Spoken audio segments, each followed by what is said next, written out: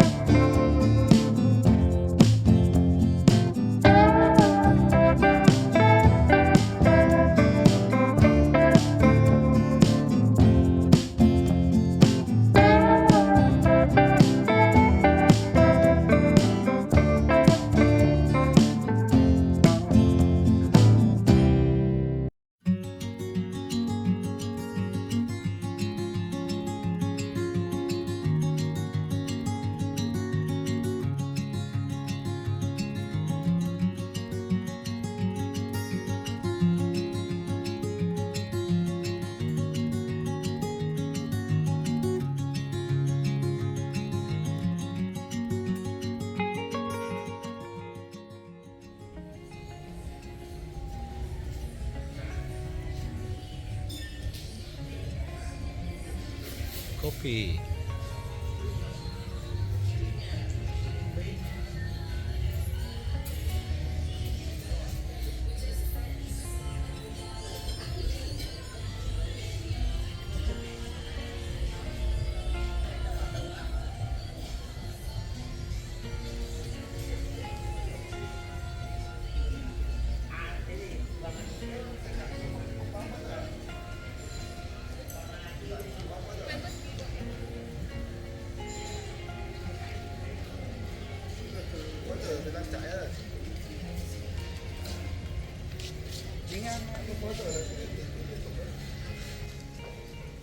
Po tayo.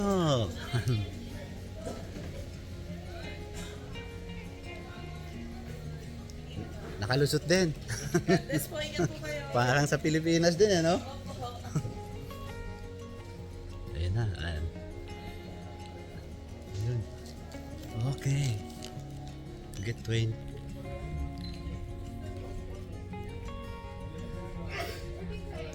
We're here now in duty free shop.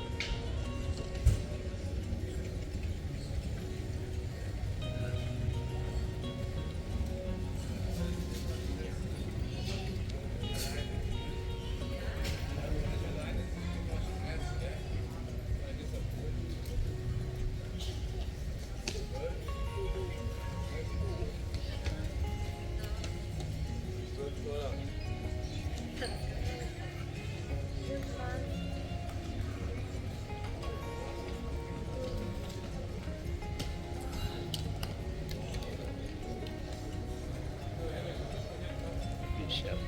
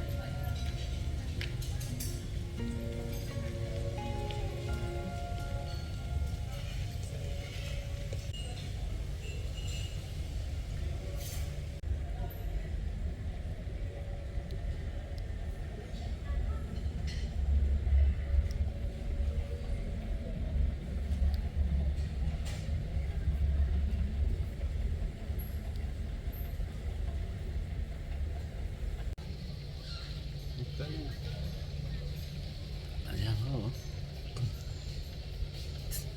Duty free here in Vietnam. Ah, wow.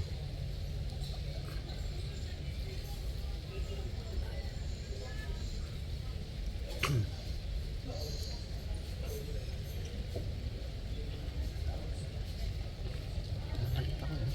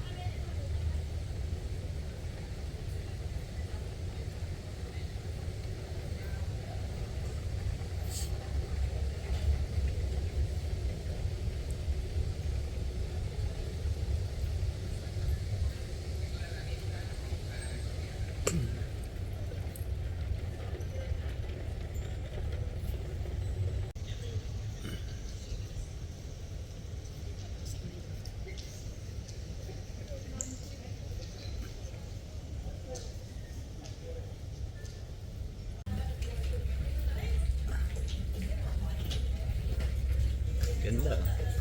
Ah.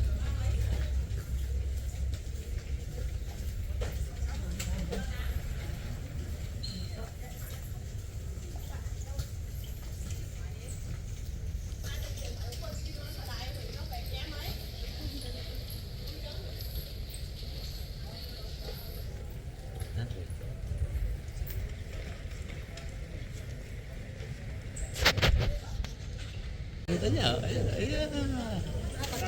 Ang lapit, sobra.